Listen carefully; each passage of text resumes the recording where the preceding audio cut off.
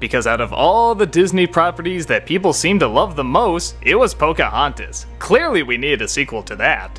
Truth be told, I don't know what's more shocking. The fact that they actually made a sequel to this film that was so historically inaccurate and the majority of audiences didn't like, and even many said was the beginning of the downfall of hand-drawn Disney animation? Or the fact that, I can't believe I'm saying this, I actually enjoyed this one a little bit more than the original. But if you know what I think of the original, that's not saying much. It's still not good. In fact, there are scenes that are downright cringe-worthy to sit through. But again, as I'm finding out with some of these Disney sequels, there was a legitimate talent going in that I have to admire on some levels. Sorta.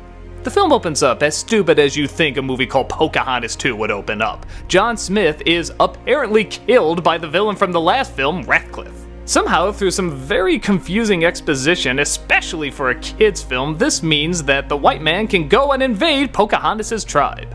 But one man named John Rolfe, played by Billy Zane, believes this is unfair. So he pleads with the king to talk to the chief and see if they can work out something between the two.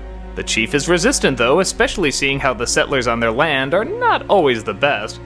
Just wait until what happens in the future. But Pocahontas, his daughter, offers to go in his place. Rolfe begrudgingly agrees, but thinks there's still some way to turn this into something positive, even if he's not getting the chief himself. Pocahontas is thus introduced to a new world and finds out that if she's gonna make any progress, she has to adapt. Thus, she learns their etiquette, their way of doing things, and of course, puts on a pretty dress that they can market to all the Disney princess lines. Let's see, where is it? There she is!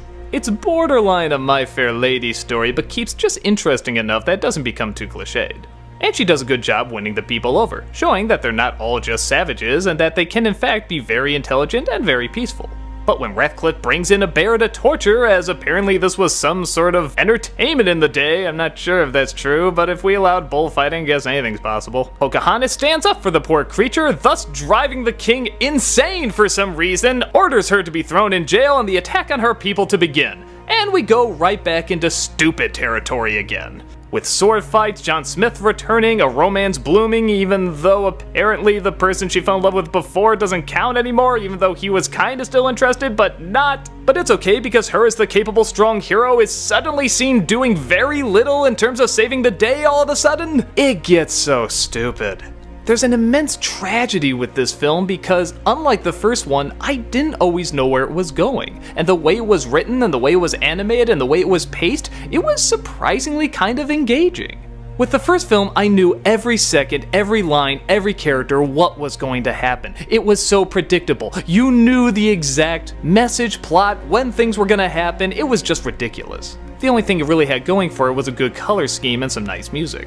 Here, the color scheme and music aren't quite as good, obviously with the budget cut, but there is still a lot of artistic merit. Not only is some of the scenery really nice, and I forgot what a good singer the voice actress of Pocahontas is, but I felt the expressions in this were much stronger than the last one. In fact, a lot of scenes of pointless dialogue are taken out, just replaced by how they look.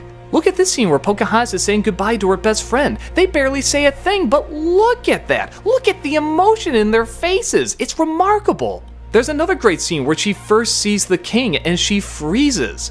They never explain why, they never talk about it, but you just feel the moment. And it's a quiet scene, there's not a lot of in-your-face music, it can actually be very subtle. There's a real conflict between how much of Pocahontas' culture does she give up to adapt and how much does she hold on to. What does she sacrifice for the greater good? That's 10 times more interesting than what we got in the last film, where you knew from begin to end what was gonna happen. I really hated how at the end of the last film she didn't go to the new world, she just stayed with her people, and I thought, why? Why are you closing those possibilities? Why are you just keeping things separate? But in this one, you do see the lands explored. You see how she reacts to things, and it's interesting, and it's charming, and the romance is nice, and this whole side character that's following her around trying to protect her, he's cool. I like how all the people don't know how to accept her, but they don't immediately shun her. They're just curious, they're unsure, and I don't know, it just felt more relatable. It felt more interesting.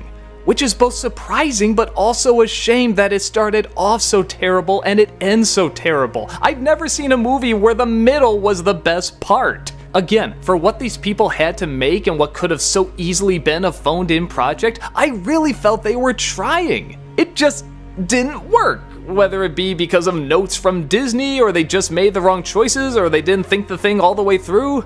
But yeah, to its credit, there were much more moments where I was sucked in with Pocahontas 2 than I was with the first one. So, I guess if you're really interested in checking out, I would probably say just fast forward to where she's going to the New World and then stop at where they're torturing the bear, because anything outside of that is garbage. But for some strange reason, the middle part of this movie is actually pretty strong. Okay, it's not perfect, but it's Pocahontas 2! I was thoroughly impressed I got anything interesting at all. So I guess I'm glad some parts of it worked. Actually, a good chunk of it worked. But it still doesn't work as a complete whole, and that does really damage it. The bad scenes aren't just bad, they're embarrassingly bad. If you're curious, it's not creatively bankrupt. I actually am glad I saw this movie, or at least the middle anyway. But the rest of the Colors of the Wind, sadly, aren't blowing me away.